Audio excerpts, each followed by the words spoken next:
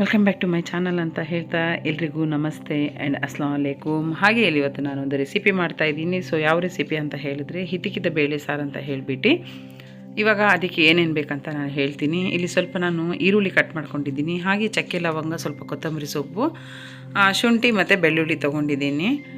ಇಷ್ಟು ನಾನಿವಾಗ ಅಂದರೆ ನಾನು ಹೇಳ್ತಾ ಇರ್ತೀನಲ್ಲ ಪ್ರತಿಯೊಂದು ಬ್ಲಾಗಲ್ಲಿ, ಇದು ಹಸಿರು ಮಸಾಲೆ ಅಂತ ಹೇಳ್ಬಿಟ್ಟು ನಮ್ಮದರಲ್ಲಿ ಹೇಳ್ತೀವಿ, ಹರಿಯ ಮಸಾಲ ಅಂತ ಹೇಳಿಬಿಟ್ಟು. ನಾನ್ ವೆಜ್ ಎಲ್ಲ ಮಾಡಿದ್ರೆ ಈ ಥರ ಮಾಡಬೇಕು, ತುಂಬ ಚೆನ್ನಾಗಾಗತ್ತೆ. ಸೊ ಇಷ್ಟೇ ಮಸಾಲೆನ ನಾವು ರುಬ್ಕೊಳ್ಬೇಕು. ಇನ್ನು ನೀವು ಮಸಾಲೆಗಳನ್ನ ಇದರಲ್ಲಿ ಆ್ಯಡ್ ಮಾಡೋದಿದ್ರೆ ಮಾಡ್ಬೋದು. ಅದು ಮರಾಠಿ ಮೊಗ್ಗಂತೆ ಮತ್ತು ಏನೇನೋ ಹಾಕ್ತಿರಲ್ಲ ಅದನ್ನೆಲ್ಲ ನೀವು ಡ್ರೈ ಮಸಾಲಾನ ಹಾಕ್ಕೊಳ್ಬೋದು.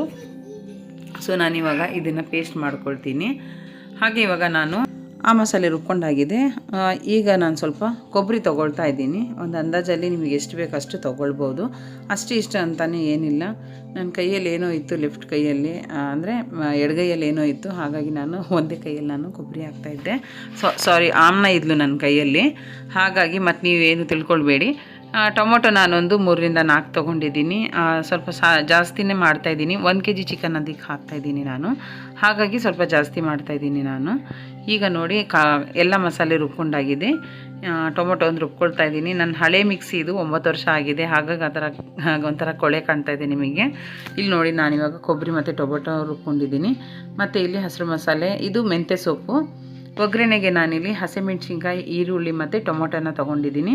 1 kg ಚಿಕನ್ನ ವಾಶ್ ಮಾಡಿ ಇಟ್ಕೊಂಡಿದ್ದೀನಿ ನಾನು. ಇದು ಹಿತಕಿದ ಬೇಳೆ ಸಾರಿದು, ಅಂದರೆ ಕಾಳನ್ನು ನೆನೆಸಿಟ್ಟು ಎಲ್ಲ ಸಿಪ್ಪೆ ತೆಗ್ದಿದ್ದೀವಿ ಹಿಚ್ಕಿ. ಇಲ್ಲಿ ನಾನು ಈ ಮಸಾಲೆ ಅದಕ್ಕೆ ಖಾರದ ಪುಡಿ, ಅರಿಶಿನ ಹಾಗೆ ಉಪ್ಪನ್ನು ತೊಗೊಂಡಿದ್ದೀನಿ.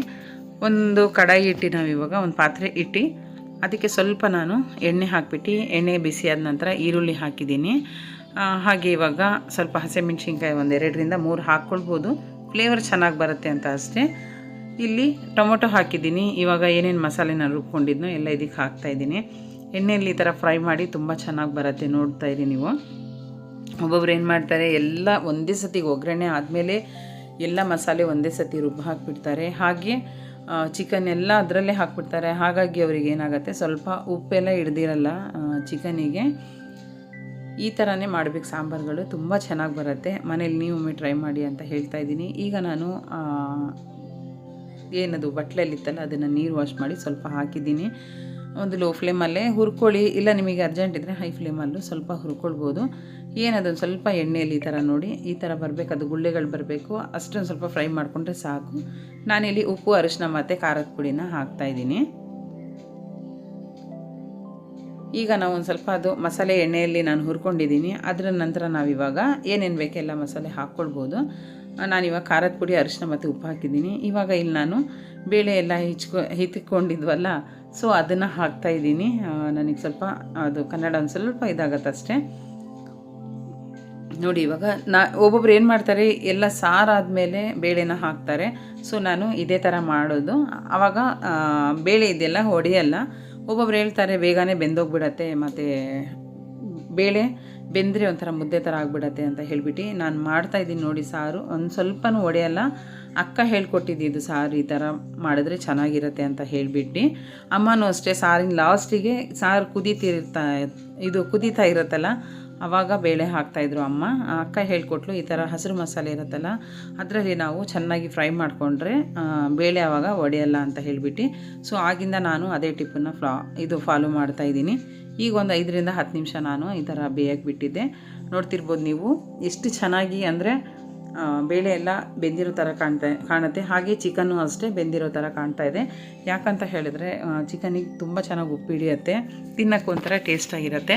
ನಾವೆಲ್ಲ ಒಂದೇ ಸತಿ ಮಿಕ್ಸ್ ಮಾಡಿ ಹಾಕಿಬಿಟ್ರೆ ತಿನ್ನೋಕ್ಕೂ ಚೆನ್ನಾಗಿರಲ್ಲ, ಮತ್ತು ಚಿಕನಿಗೆ ನೋಡಿ ಉಪ್ಪೇ ಹಿಡ್ದಿರಲ್ಲ.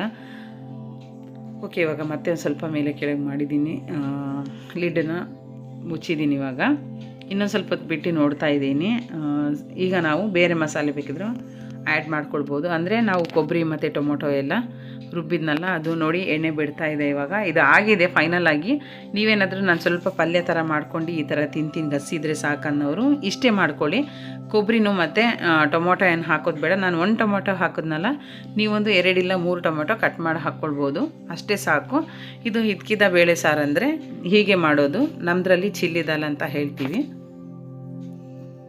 ಅಮ್ಮ ಮಾಡ್ತಾಯಿದ್ರು. ತುಂಬ ಚೆನ್ನಾಗಂದರೆ ತುಂಬ ಚೆನ್ನಾಗಿರ್ತಿತ್ತು ಸಾರು.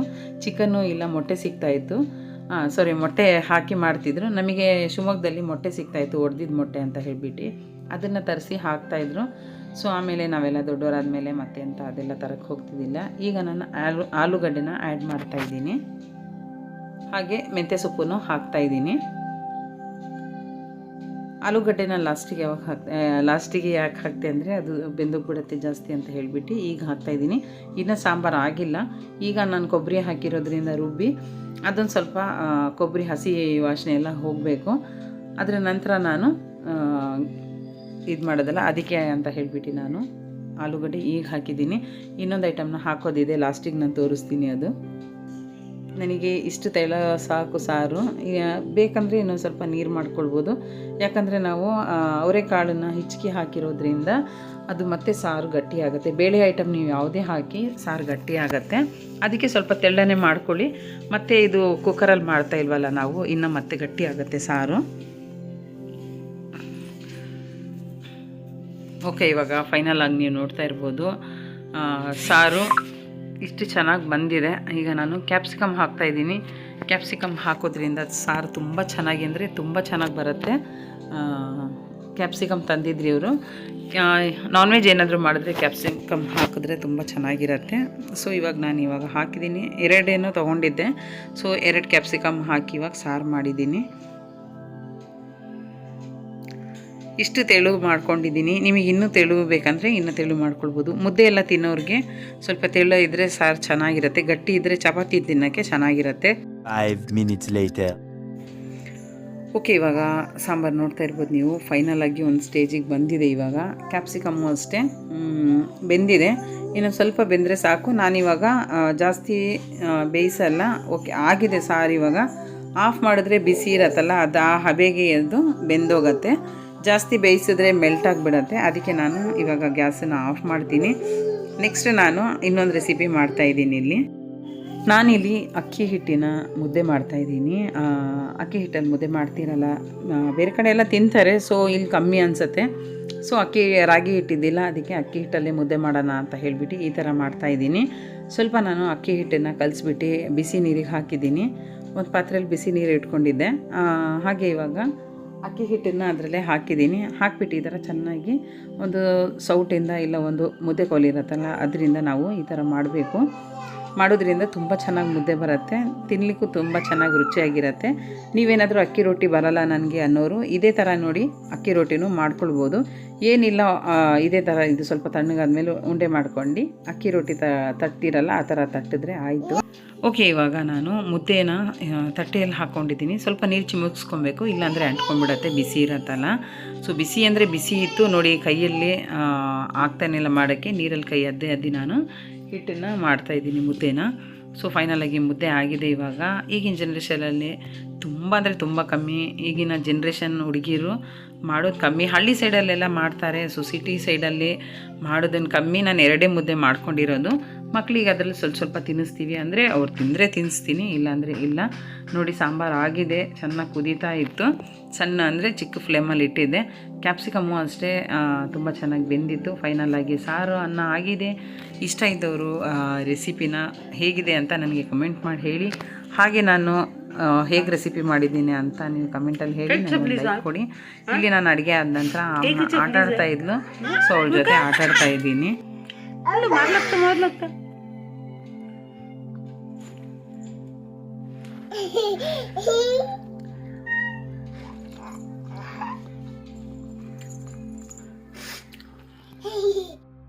ಊಟ ಎಲ್ಲ ಆಯಿತು. ಊಟ ಆದ ನಂತರ ನಾನು ಸ್ವಲ್ಪ ಪೇಟೆಗೆ ಬಂದಿದ್ದೆ, ಏನಾದರೂ ತೊಗೊಳ್ಳೋಣ ಅಂತ ಹೇಳಿಬಿಟ್ಟು. ಇವಾಗ ನನಗೆ ಬ್ಯಾಗು ಮತ್ತು ಸ್ಲೇಟ್ ಬೇಕಿತ್ತು. ಎಲ್ಲ ಅಂಗಡಿ ಹುಡುಕ್ದೆ, ಡೆಡ್ ಎಂಡ್ ಇದು. ಇದ್ರ ಮುಂದೆ ಹೋದರೆ 1-2 ಅಂಗಡಿ ಇದೆ, ಅಲ್ಲೂ ಸಹ ಇಲ್ಲ ಅಂತ ಮೊನ್ನೆ ಹೇಳಿದರು. ನಾನು ಮಧ್ಯಾಹ್ನ ಕಟಿಂಗ್ ಕ್ಲಾಸಿಗೆ ಬರ್ತಾನಲ್ಲ ಆವಾಗಲೇ ಕೇಳಿದ್ದೆ. ಕೇಳಿದಾಗ ಇಲ್ಲ ಅಂತ ಆ ಕಡೆ ಹೇಳಿದರು. ಸೊ ಇಲ್ಲಾದರೂ ಸಿಗತ್ತಾ ಅಂತ ನೋಡ್ತಾ ಇದ್ದೀನಿ, ಇಲ್ಲೂ ಸಿಗ್ತಾ ಇಲ್ಲ. ಈ ಹುಡುಗಿ ಹತ್ರ ನಾನು ಬ್ಯಾಗ್ ಕೇಳ್ತಾ ಇದ್ದೀನಿ, ಯಾವ ಥರ ಮಾತಾಡ್ತಾಳೆ ಅಂತ ನೀವೇ ನೋಡಿ. ಅದು ತುಂಬ ದೊಡ್ಡದಾಯ್ತಾ ಅಂತ. ಏನು ರೇಟ್ ಇದೆ?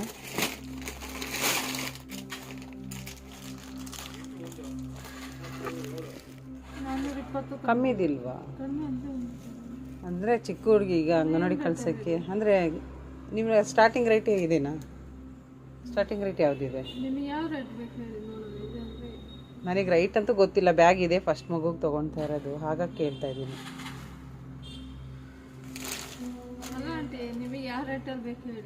ಅಲ್ಲ, ನನಗೆ ರೈಟ್ ಗೊತ್ತಿಲ್ಲ ಎಷ್ಟಲ್ಲಿ ಸಿಗತ್ತೆ ಅಂತ ನಿಮಗೆ ಕೇಳ್ತಾ ಇರೋದು. ಅಂದರೆ ಚಿಕ್ಕ ಬ್ಯಾಗ್ ಬರತ್ತಲ್ಲ ಹಾಗೆ. 100 ರೂಪಾಯಿ ಮೇಲೆ ಬೇಕಾ 100 ರೂಪಾಯಿ ಕೆಳಗೆ ಬೇಕಾ ಆ ಥರ ಇದೆಯಾ ಆ ರೇಂಜಲ್ಲಿ? ಆ ರೇಂಜಲ್ಲಿ ಇಲ್ಲ. ಅದಕ್ಕೆ 100 ರೂಪಾಯಿ ಮೇಲಂದರೆ ಇದು ಈ ರೇಟಲ್ಲಿ ಸಿಗುತ್ತೆ. ಇದೆ 400-500 ಅಲ್ಲಿ. ಅದು ಕೇಳ್ತಾ ಇರೋದು ನಾನು. ಅಲ್ಲ, ಇದು ತುಂಬ ದೊಡ್ಡದಾಗತ್ತೆ. 3 ವರ್ಷದ ಹುಡುಗಿ ಅವಳು.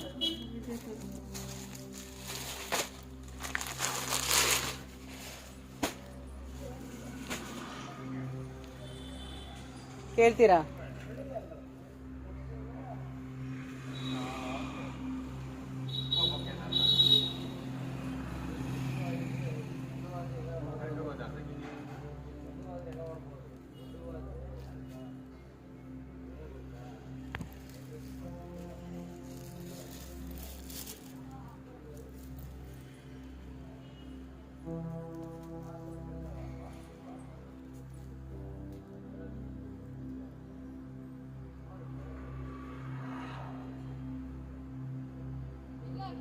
ಇಲ್ಲ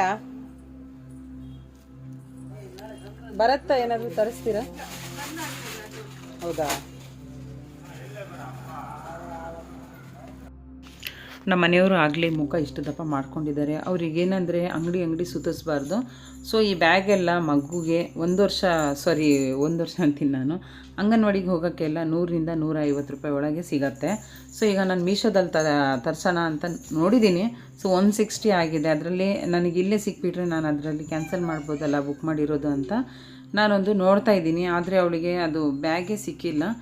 ಅದಕ್ಕೆ ನಾನು ಮೀಶೋದಲ್ಲೇ ಬುಕ್ ಮಾಡಿದ್ದೀನಲ್ಲ, ಅದೇ ಇವಾಗ ತರಿಸ್ಕೊಳ್ತೀನಿ. ನಮ್ಮ ಮನೆಯವ್ರಿಗೆ ಇಷ್ಟು ದಪ್ಪ ಮುಖ ಆಗಿರುತ್ತೆ, ಬರೀ ಅಂಗಡಿ ಸುತ್ತಾಳೆ ಅಂತ ಹೇಳಿ ಅದಕ್ಕೆ ಬೇಡ ಅಂತ ಸುಮ್ಮನೆ ಬಂದೆ. ಇವಾಗ ನಾನು ಒಂದು ಕಡೆ ಹೋಗ್ತಾಯಿದ್ದೀನಿ, ಏನು ಪರ್ಚೇಸಿಂಗ್ ಮಾಡೋದಿದೆ. ಸೊ ಹೋಗ್ತಾಯಿದ್ದೀನಿ. ಇವಾಗ ಇವರು ಬೈತಾನೆ ಇರ್ತಾರೆ ನನಗೆ, ಬಂದಿದ್ದಂತೂ ಏನು ಕೆಲಸ ನೀನು ಮಾಡಲ್ಲ, ನಿಂದೇ ಬರೀ ನಿನಗೆ ಅಂತ ಹೇಳ್ಬಿಟ್ಟು. ಯಾಕಂದರೆ ನಮಗೆ ಶಿವಮೊಗ್ಗದಲ್ಲಿ ಪ್ರತಿಯೊಂದು ವಸ್ತುನೂ ಸಿಗತ್ತೆ. ಇಲ್ಲಿ ಬಂದರೆ ಬರೀ ಕಾಸ್ಟ್ಲಿ ಅಂದರೆ ಕಾಸ್ಟ್ಲಿ, ತೊಗೊಳಕ್ಕೂ ಆಗಲ್ಲ. ಒಂದು ಅಂಗಡಿಯಲ್ಲಿ ಒಂದು ರೇಟ್ ಇದ್ದರೆ ಇನ್ನೊಂದು ಅಂಗಡಿಯಲ್ಲಿ ಇನ್ನೊಂದು ರೇಟ್ ಇರುತ್ತೆ. ಅದಕ್ಕೆ ಬೇಡ ಅಂತ ಹೇಳಿಬಿಟ್ಟು ಇವಾಗ ಒಂದು ಕಡೆ ನಾವು ಏನು ಪರ್ಚೇಸ್ ಮಾಡೋಕ್ಕೆ ಹೋಗ್ತಾಯಿದ್ದೀವಿ. ಸೊ ನಾನಿವಾಗ ನೆಕ್ಸ್ಟ್ ವ್ಲಾಗನ್ನು ನಾಳೆ ಮಾಡ್ತೀನಿ.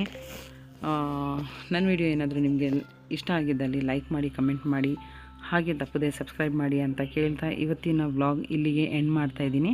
ನಾಳೆ ಇದೇ ವ್ಲಾಗು ಕಂಟಿನ್ಯೂ ಆಗುತ್ತೆ. ಸೊ ಯಾರ್ಯಾರಿಗೆಲ್ಲ ಇಷ್ಟ ಆಗಿದೆಯೋ ವ್ಲಾಗು ಲೈಕ್ ಮಾಡಿ, ಕಮೆಂಟ್ ಮಾಡಿ, ತಪ್ಪದೆ ಸಬ್ಸ್ಕ್ರೈಬ್ ಮಾಡಿ ಅಂತ ಹೇಳ್ತಾ, ನಾನು ಯಾರಿಗೂ ಶೇರ್ ಮಾಡಿ ಅಂತ ಅಂತೂ ಹೇಳಲ್ಲ. ಸೊ ನನ್ನ ರೆಸಿಪಿ ಏನಾದರೂ ನಿಮಗೆ ಇಷ್ಟ ಆದಲ್ಲಿ ರೆಸಿಪಿನ ಬೇಕಿದ್ರೆ ಶೇರ್ ಮಾಡಿ, ಹಾಗೆ ನೀವು ಬೇಕಿದ್ರೆ ಮನೆಯಲ್ಲಿ ಟ್ರೈ ಮಾಡಿ.